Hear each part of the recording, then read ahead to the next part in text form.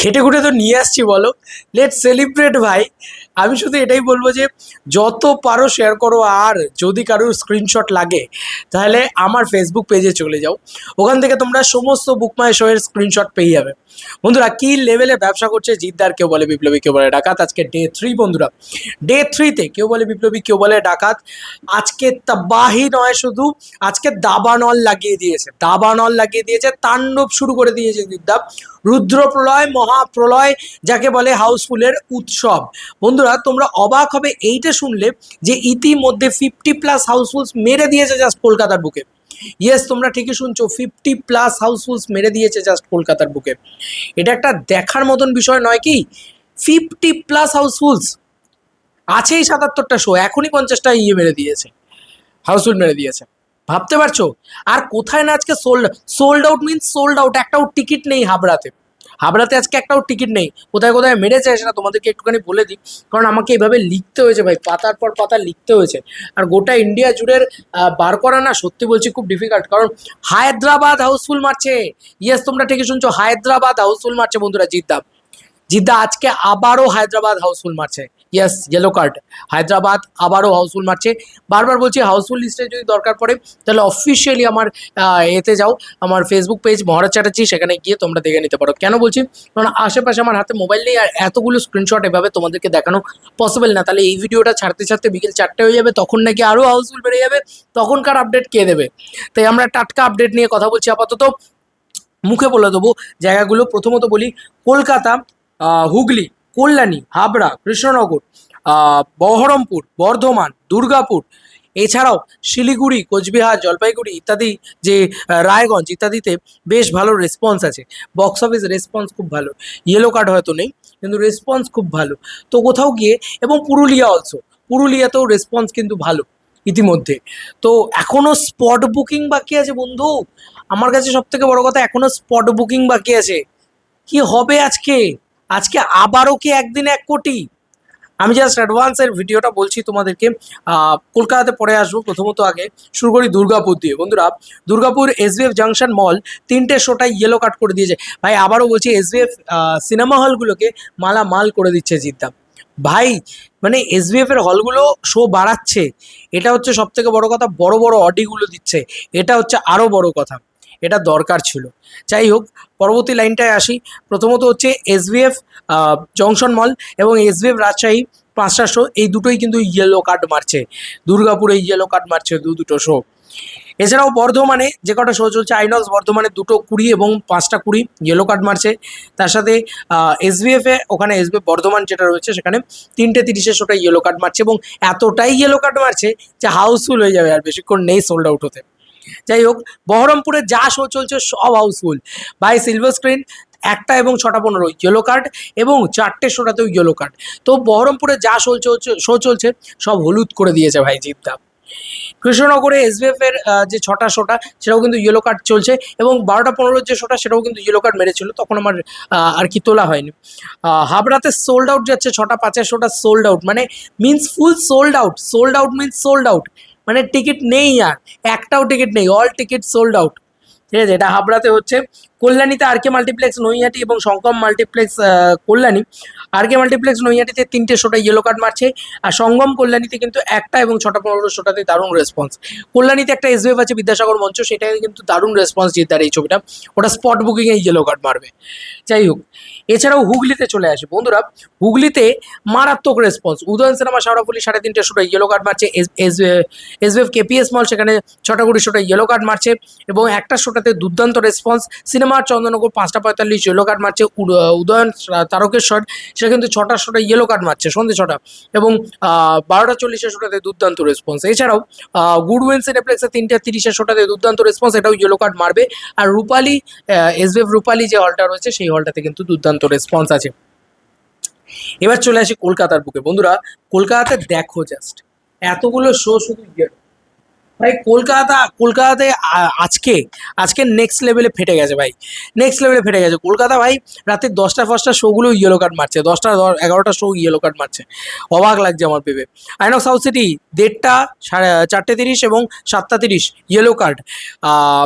অতীন্দ্র, 5টা 30 yellow card, Nabina 4টে 30 yellow card, Inox Belur 5টা 35 ইয়েলো কার্ড হবার পথে এবং এতক্ষণে বোধহয় হয়েও গেছে। এসএসআর গ্লোব 6টা 25 ইয়েলো কার্ড মারছে, এসবিএফ নরেন্দ্রপুর 3টে 15 5টা 30 ইয়েলো কার্ড মারছে, নন্দন সোল্ড আউট হয়ে গেছে, পিভিআর ডায়মন্ড প্লাজা 12টা 15 4টে 20 7টা 25 সব ইয়েলো কার্ড, রাত্রি 9টা 40ও ব্যাপক রেসপন্স, ওটাও ইয়েলো কার্ড মারবে, চিন্তা নেই।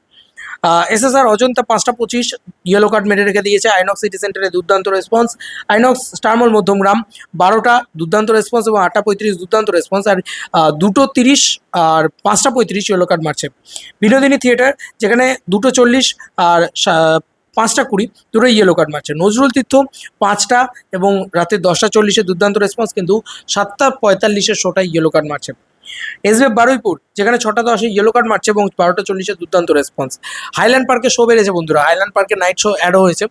আমি তবে বলবো যে ভাই এবার তো বাটোয়ারার শো কমিয়ে একটু দাও, বাটোয়ারা তো চলছে না ভাই, বাটোয়ারা 1947 এই ছবিটা তো চলছে না, তাই জোর করে কেন এই ছবিটাকে জাগিয়ে রাখা হয়েছে ভাই? এবার তো শো কমিয়ে জিদ্দাকে দাও, আর প্রাইম টাইমটাই তো বেরিয়ে গেল ভাই, 15ই আগস্টে শো দিলে না তোমরা, প্রাইম বিজনেসের টাইমটা বেরিয়ে গেল বাংলা ছবি। প্রত্যেকবার এক জিনিস ভাই, এবার তো শোগুলোকে খোলো। যাই হোক, দেবে কবে থেকে? সোমবার থেকে, যখন নাকি মানুষের ব্যস্ততা কর্মব্যস্ততা শুরু হয়ে যাবে।